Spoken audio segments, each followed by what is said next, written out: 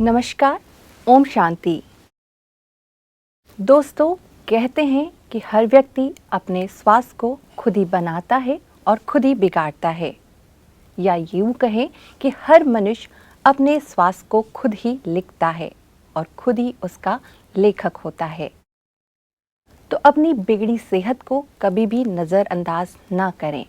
तो चलिए बिना देरी करे हम अपने कार्यक्रम फिट एंड फाइन की शुरुआत करते हैं। आज बात करेंगे हम कोलेस्ट्रॉल के ऊपर और हमारे साथ मौजूद हैं हमारे हेल्थ एक्सपर्ट और हृदय रोग विशेषज्ञ डॉक्टर सतीश गुप्ता जी। डॉक्टर साहब, बहुत बहुत स्वागत है आपका। नमस्कार। डॉक्टर साहब, आपसे जानना चाहेंगे कोलेस्ट्रॉल के बारे में। हम बहुत इस वर्ड को आजकल आम दिनचर्या में यूज़ करते हैं कोलेस्ट्रॉल, लेकिन आखिर ये क्या है और इसका शरीर पर क्या असर होता है? कोलेस्ट्रॉल एक लिपिड है, एक फैट है जो कि हमारी बॉडी में, जो कोलेस्ट्रॉल है ये फैट को कैरी करता है, क्योंकि फैट हमारी बॉडी के डिफरेंट सेल्स, सभी सेल्स में डिफरेंट क्या सभी बॉडी के सेल्स हैं, उनकी जो वॉल होती है ना, वो बाई लिपिड लेयर होती है, वो फैट से बनी होती है मोस्टली। तो प्रोटीन भी होता है, मोस्टली फैट होता है, बट तो वो प्लस ब्रेन की सेल्स हैं, हमारे जितने लगभग हार्मोन्स बनते हैं, जो हमारे एड्रिनल ग्लैंड में हार्मोन्स बनते हैं, और भी जो डिफरेंट हार्मोन्स हैं बॉडी में जी। तो बहुत सारे हार्मोन्स की बेसिक यूनिट कोलेस्ट्रॉल होती है। तो ये तो एक चीज़ है जो इम्पॉर्टेंट है बॉडी की हर सेल के लिए, हार्मोन्स के लिए और भी डिफरेंट फंक्शंस के लिए। तो ये कोलेस्ट्रॉल कोई ऐसी चीज़ नहीं, ख़राब चीज़ नहीं है, क्योंकि इसके डिफरेंट तरह के कोलेस्ट्रॉल होते हैं। जैसे कि एक तो बैड कोलेस्ट्रॉल होता है, इसको हम एलडीएल कहते हैं, लो डेंसिटी लाइपोप्रोटीन्स, एक एचडीएल होता है, हाई डेंसिटी लाइपोप्रोटीन। तो एक ट्राइग्लिसराइड्स होता है जो स्टोरेज फैट होता है, और एक वेरी लो डेंसिटी लाइपोप्रोटीन होता है। तो ये डिफरेंट तरह के फैट्स, डिफरेंट तरह के कोलेस्ट्रॉल हैं, जिसमें सबसे ज़्यादा खतरनाक है वो एलडीएल है, लो डेंसिटी लाइपोप्रोटीन।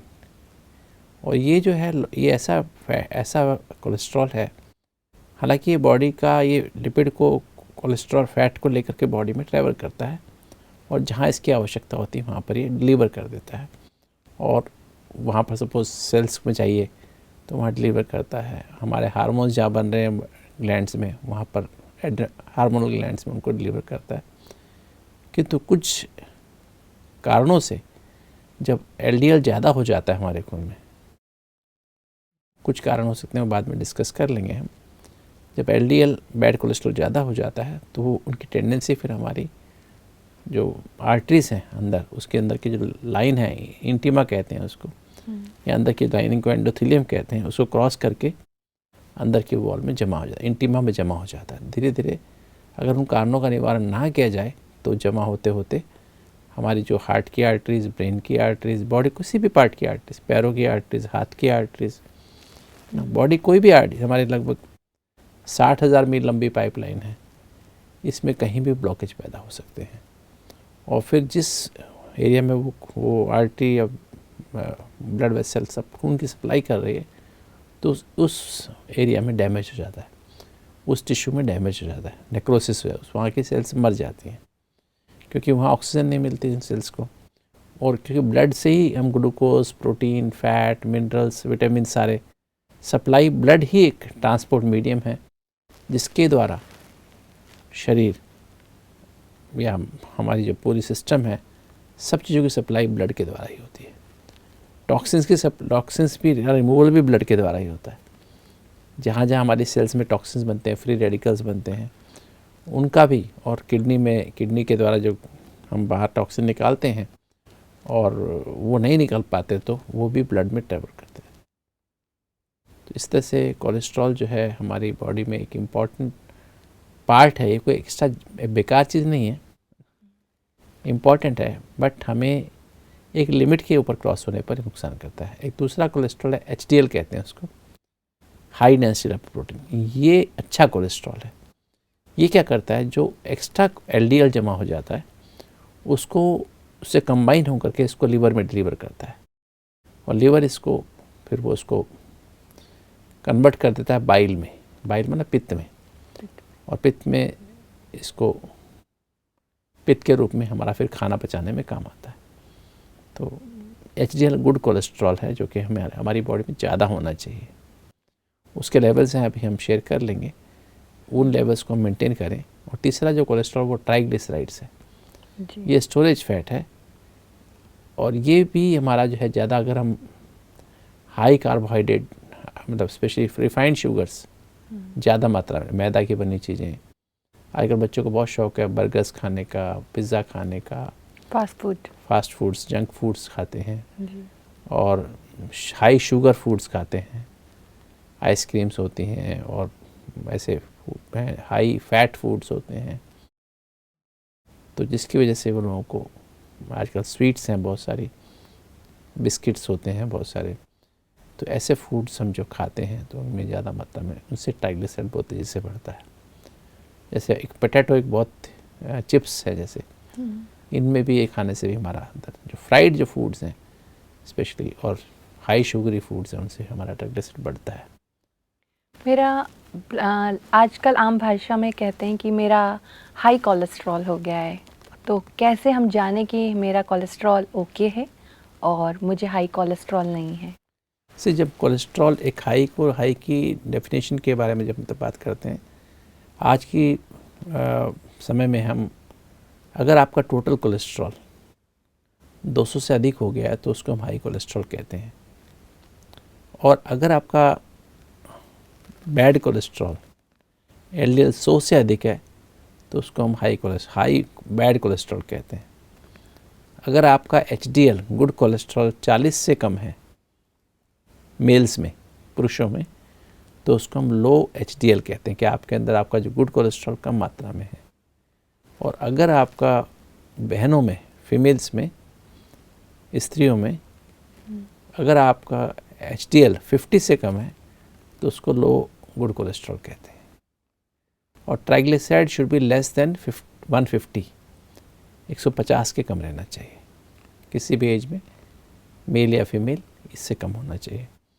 और जो वेरी लो डेंसिटी लाइपोप्रोटीन, वो भी बॉडी के लिए डेंजरस है, वो 30 से कम होना चाहिए। तो इसको अगर इससे अधिक है, इस रेंज के अधिक है, तो उसको हम हाई कोलेस्ट्रॉल कहते हैं। मैं खाली एक बात नहीं, टोटल कोलेस्ट्रॉल ज़्यादा है, LDL ज़्यादा है, HDL लो है, ट्राइग्लिसराइड ज़्यादा है, VLDL ज़्यादा है, तो इसको हाई कोलेस्ट्रॉल कहते हैं। तो जो कोलेस्ट्रॉल है उसका अन्य बीमारियों या हार्ट की बीमारियों से क्या रिलेशन है? ये देखने में आता है कि अगर आपका कोलेस्ट्रॉल हाई रहता है, स्पेशली LDL ज़्यादा रहता है जी। और HDL लो रहता है, गुड कोलेस्ट्रॉल लो रहता है, तो आपको हार्ट की आर्टरीज में ब्लॉकेजेस हो सकते हैं, ब्रेन की आर्टरीज में ब्लॉकेजेस हो सकते हैं, हाथों की, पैरों की आर्टरीज में ब्लॉकेजेस हो सकते हैं। तो ये जो है, जो भी अब तक रिसर्च हुई है उसमें पाया गया है कि लगभग 20% लोग ऐसे होते हैं जिनको जब हार्ट अटैक होता है तो उसमें कोलेस्ट्रॉल लेवल ज़्यादा होते हैं, और जिनका कोलेस्ट्रॉल लेवल ज़्यादा होता है उनको 2 गुना अधिक चांस होते हैं हार्ट अटैक आने की। तो जहाँ तक हो सके हमको इनका ब्लड लेवल समय समय पर कराते रहना चाहिए। जैसे विदेश में तो कहते हैं 9 साल की उम्र में पहली बार कोलेस्ट्रॉल टेस्ट करा लेना चाहिए, और फिर हर 5-5 साल में कोलेस्ट्रॉल टेस्ट कराते रहना चाहिए। लिपिड प्रोफाइल कहते हैं इसको, हम हर 5 साल में रिपीट करना चाहिए। मतलब 9 साल की उम्र से ही हम केयरफुल होना चाहिए। बाकी पहले हम बोलते थे कि 45 साल की उम्र के बाद हमको मेल्स में और 55 साल की उम्र के बाद फीमेल्स में हर साल एक बार हमें अपना लिपिड प्रोफाइल कराना चाहिए। किंतु अभी जब से स्पेशली भारत में और साउथ ईस्ट एशियन इंडियंस में अब नई रिवाइज गाइडलाइंस आई हैं, उसके अनुसार हमें 35 साल में पहला ब्लड टेस्ट अपना लिपिड प्रोफाइल कराना चाहिए। अगर ज़्यादा है तो, नॉर्मल निकल रहा है तो 2-2 साल में कराएं। अगर आपका ज़्यादा रहता है तो हर साल कराएं, और ताकि हम इसको फिर मेंटेन करते रहें अपने लाइफस्टाइल के द्वारा। अपने प्रॉपर हेल्दी लाइफस्टाइल हम प्रयोग करें, जिसमें हम प्रॉपर एक्सरसाइज करें, प्रॉपर डाइट लें, low fat high fibre diet लें, ज़्यादा मात्रा में सैलड्स और फ्रूट्स ज़्यादा मात्रा में खाएं, और कोई भी रिफाइंड फूड्स, जंक फूड्स को अवॉइड करें, ये हम यूज़ करें। और डेली हमें enough amount of exercise is a must. अगर हम चाहते हैं अपना कोलेस्ट्रॉल मेंटेन करना तो हमें डेली एक्सरसाइज करना मस्ट है। हम कहते हैं earn your breakfast, that means you walk before breakfast.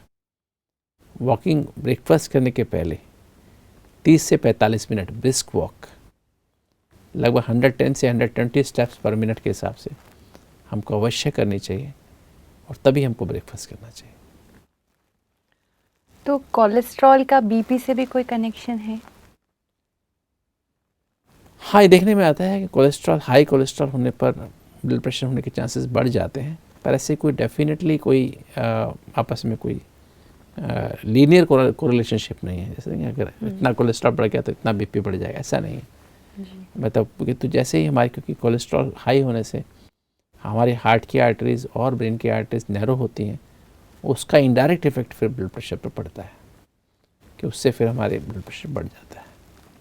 So that body कोशिश करती है नैरो से वेसल्स से ज़्यादा मात्रा में ब्लड सप्लाई करे, तो प्रेशर बढ़ाना पड़ेगा ना जी। तो इसलिए वो that's a reflex reaction by the heart. ऐसे ब्रेन की आर्टरीज में जब ब्लॉक होता है तो वो फिर उसको क्रॉस करने के लिए ज़्यादा प्रेशर बढ़ाने की आवश्यकता होती है, तो प्रेशर बढ़ता है। बट पर से कोलेस्ट्रॉल का इससे कोई कनेक्शन नहीं है। जो पहले हार्ट पेशेंट रह चुके हैं या जिनकी एंजियोग्राफी में ऐसे ब्लॉकेज हैं, तो क्या उनके लिए भी यही लेवल रहना चाहिए जो आपने पहले बताया, या और कोई लेवल होना चाहिए? जो डॉक्यूमेंटेड हार्ट पेशेंट्स हैं, कोरोनरी आर्टरी डिजीज पेशेंट जिसे कहते हैं, इनको एंजाइना है, हार्ट अटैक है, डॉक्यूमेंटेड है, या एंजियोग्राफी में इनके ब्लॉकेजेस आए हैं, तो ऐसे पेशेंट्स को, या इनको इवन डायबिटीज़ भी है, उनके लिए भी लेवल्स, बिकॉज डायबिटीज़ को आजकल हम CAD इक्विवेलेंट कहते हैं, कि डायबिटीज़ होना ही अपने आप में एक हार्ट पेशेंट की बीमारी के समान है। तो उनको अंदर लेवल्स जो हम बताते हैं वो टोटल कोलेस्ट्रॉल 150 के नीचे रहना चाहिए। नॉर्मल के बनता है 200 के नीचे, तो उनके अंदर 150 के नीचे। बैड कोलेस्ट्रॉल 70 के नीचे होना चाहिए, 70 और लेस, है ना, जिनकी डॉक्यूमेंटेड हार्ट डिजीज़ है। HDL मैंने ऑलरेडी बताया 40 एंड 50, मेल्स में 40 मोर देन 40 और फीमेल्स में मोर देन 50 होना चाहिए। और ट्राइग्लिसराइड तो वही लेस देन 150 की रेंज है। VLDL लेस देन 30, किंतु LDL और HDL, LDL का बेसिक रोल है कि हमारा LDL जो है वो लेस देन 70 रखना है, और टोटल कोलेस्ट्रॉल लेस देन 150 रखना है। अच्छा, अभी बीच में कोविड-19 में बहुत सुनने में आ रहा था कि कोलेस्ट्रॉल बढ़ गया है या घट गया है, तो कोविड-19 और कोलेस्ट्रॉल का क्या कनेक्शन है? कोविड-19 और कोलेस्ट्रॉल का आपस में रियल में तो कोई कनेक्शन नहीं निकला है अभी तक। बहुत सारी स्टडीज़ पब्लिश हुई हैं, कोई रियल कनेक्शन उसका नहीं निकला है। हाँ, कोविड-19 होने के बाद उनके जो ब्लड थिक होने की टेंडेंसी हो जाती है, ब्लड थिक होना शुरू हो जाता है। हालांकि कुछ कोविड-19 पेशेंट्स को, जिनको कोविड की वजह से हाइपोथायराइडिज्म कुछ लोगों को हो गया, कुछ लोगों को किडनी प्रॉब्लम शुरू हो गई, किडनी डैमेज हुई, तो उनका कोलेस्ट्रॉल बढ़ा, पर से कोविड के कारण नहीं बढ़ा। कोविड-19 से जो किडनी डैमेज हुई, या कोविड-19 से थायराइड पे असर पड़ा, या कोविड-19 से दूसरी बीमारी डायबिटीज़ आ गई। डायबिटीज़ क्योंकि लोगों को स्टीरॉयड दिया गया, हाई डोज स्टीरॉयड यूज़ की गई, तो वो उस समय स्टीरॉयड देने से तो शुगर बढ़ी, क्योंकि काफ़ी लोगों की शुगर उसके बाद, स्टीरॉयड बंद करने के बाद भी शुगर, वो शायद वो पेशेंट्स को शुगर होने वाली ही थी, वो इंसुलिन रेजिस्टेंस से सफ़र कर रहे थे, वो फिर फुल फ्लैश्ड हार्ट और डायबिटीज़ के पेशेंट्स बन गए। तो तीनों बीमारियाँ, hypothyroidism, kidney damage, chronic kidney disease, और तीसरा डायबिटीज़, ये मुख्य कारण बनते हैं जिसमें के कारण कोलेस्ट्रॉल हमारा हाई हो जाता है, हमारा HDL लो हो जाता है, ट्राइग्लिसराइड बढ़ जाते हैं, और टोटल कोलेस्ट्रॉल भी बढ़ जाता है। जी, तो कोलेस्ट्रॉल को कंट्रोल करने के लिए क्या कुछ दवाइयाँ भी हैं जिसे हम ले सकते हैं, या फिर इसको नेचुरल वे में हम कैसे कम कर सकते हैं? बेसिकली कोलेस्ट्रॉल की जब हम बात करते हैं तो हमें ध्यान रखना चाहिए कि हमारा कोलेस्ट्रॉल का कनेक्शन डाइट से तो है ही, एक्सरसाइज से भी है, कि तो ज़्यादा कारण हमारा मन से है। क्योंकि हमारे लीवर में ही कोलेस्ट्रॉल सिंथेसिस होता है, एलडीएल, बैड कोलेस्ट्रॉल, एचडीएल या ट्राइग्लिसराइड्स, ये हमारे लीवर में ही बनते हैं। चारों फ्रैक्शंस जो हैं लीवर के कोलेस्ट्रॉल के, हमारे लीवर में उसका सिंथेसिस होता है। मतलब कोलेस्ट्रॉल जो है हमारा 30% लगभग डाइट से आता है, 70% हमारे लीवर में बनता है और उसका कनेक्शन मन से रहता है। अगर मन से हम शांत रहते हैं, खुश रहते हैं और संतुष्ट रहते हैं जीवन से, तो हमारा लीवर अच्छी मात्रा में गुड कोलेस्ट्रॉल ज़्यादा बनाता है, बैड कोलेस्ट्रॉल कम बनाता है, ट्राइग्लिसराइड कम बनाता है, एलडीएल कम बनाता है और साथ साथ क्लॉट बस्टर भी बनाता है। खून जमाने वाले पदार्थ वो खून को तोड़ देने वाले जो क्लॉट्स बनते हैं उनको डिज़ोल्व करने वाले केमिकल्स बना देता है। ये हमारे लीवर में बनते हैं। और अगर हम टेंशन में रहते हैं, जल्दी, चिंता, गुस्सा, डर, हर समय शॉर्ट टेम्पर्ड हो जाते हैं, रिजेंटमेंट रहती है हमारे अंदर, सिनिकल बिहेवियर रहता है, दूसरों को दोष देखते हैं, रिवेंजफुल हो जाते हैं, तो ऐसे लोगों में जैसे उनका सिंपैथेटिक सिस्टम एक्टिव हो जाता है तो उनका लीवर क्या बनाता है, हाई कोलेस्ट्रॉल, मतलब बैड कोलेस्ट्रॉल ज़्यादा बनाता है, ट्राइग्लिसराइड ज़्यादा बनाता है और साथ साथ एचडीएल कम मात्रा में बनाता है। और क्लॉटिंग फैक्टर्स भी लीवर में ही बनते हैं, खून जमाने वाले फैक्टर्स, तो कितना नुकसान होता है। तो 70% बीमारी कहाँ से आ रही है, लीवर के थ्रू, हमारे सोच के अनुसार जी। और जो हम खा रहे हैं ना वो भी हमारा मूड डिसाइड करता है ना, इसलिए कहते हैं ये स्ट्रेस रिलेटेड डिजीज़ है, ये लाइफस्टाइल रिलेटेड डिजीज़ है। तो हमारा सोच, सबसे पहले तो हमारा व्यवहार बदलना चाहिए, फिर हमारा आहार बदलना चाहिए। आहार माना हमें low fat high fibre diet खानी चाहिए, जिससे ज़्यादा मात्रा में फ्रूट्स, सैलेड्स हों, ज़्यादा फाइबर हो, दोनों फाइबर्स, इनऑर्गेनिक फाइबर्स जैसे हम कहेंगे अनसॉल्युबल फाइबर्स और सॉल्युबल फाइबर। इनसॉल्युबल फाइबर हमें ग्रेन्स में मिलते हैं, वेजिटेबल्स, सैलेड्स में मिलते हैं जो इनसॉल्युबल फाइबर्स हैं, और सॉल्युबल फाइबर हमें फ्रूट्स में मिलते हैं। और जैसे सीलियम हस्क इसबगोल होता है, वो हम before lunch and before dinner लेते हैं, तो इससे भी हमारा इसबगोल, खाली इसबगोल लेने से भी 10 से 15% हमारा बैड कोलेस्ट्रॉल कम हो सकता है, ट्राइग्लिसराइड कम हो सकते हैं। तो ये हमें ध्यान रखना चाहिए कि डाइट में हम जो है भोजन लें, ये इस तरह से भोजन लें, और समय समय पर हमें भोजन का हम जो एक समय बहुत सारा खा लेते हैं वो गलत है। स्मॉल एंड फ्रीक्वेंट मील्स, थोड़ा खाएं एक समय में, तो बार बार खा सकते हैं। जैसे मैंने टाइम थोड़े पहले शेयर किया था कि इससे ब्रेकफास्ट 8 साढ़े 8 कर लें, लंच 1 बजे कर लें, डिनर हम शाम को 6-7 बजे कर लें, 6 से 7 के बीच में, बिफोर 7 कर लें, बिफोर सनसेट कर लें तो बहुत अच्छी बात है। और 2 बार फ्रूट्स खा लें, 11 बजे और 4 बजे फ्रूट्स खा लें, और 9 बजे सोते समय 1 कप दूध पी लें। तो आपको छोटे छोटे मील्स, जैसे instead of having 2-3 chapatis, 4-4 chapatis at a time, you take 1 or 2 chapatis and take more fruits and vegetables and salad. Every food, especially breakfast and lunch, should be preceded by a plate full of salads, variety vegetables, different colored vegetables. So that will gives you very good sort of opening to the our enzymes in the mouth as well as in the stomach and also in the intestine, to create or to secrete more healthy juices to digest the food properly. तो ये हमें ध्यान रखना चाहिए। तो ये अगर हम करते हैं, लाइफस्टाइल चॉइसेस हमारी ठीक हों, वॉकिंग हम लगभग 1 घंटा, मैंने से बताया 45 minutes to 1 hour morning walk कर लें, and start your day with meditation and close your day with ventilation. Start your day with meditation and close your day with ventilation. Ventilation means ventilate your mind. Whatever has happened during the day, सारे दिन में जो कुछ भी हुआ है उसको कागज़ पे उतार दें। अपनी गलतियाँ जो हैं, गलतियाँ हुई, अपने आप को माफ़ कर दें, परमात्मा से माफ़ी मांग लें। जिसको भी आप जिसमें भी आपका बिलीफ है उससे अपने मन ही मन में उनसे अपने आप को माफ़ी ले लें और अच्छाइयों के लिए, अच्छे काम उसके लिए अपने आप को पेट शाबाशी दे दें, तो फिर then you have very good sleep. उससे भी हमारा कोलेस्ट्रॉल, एक बहुत अच्छी नींद करना भी बहुत ज़रूरी है कि हमारा कोलेस्ट्रॉल ठीक रहे।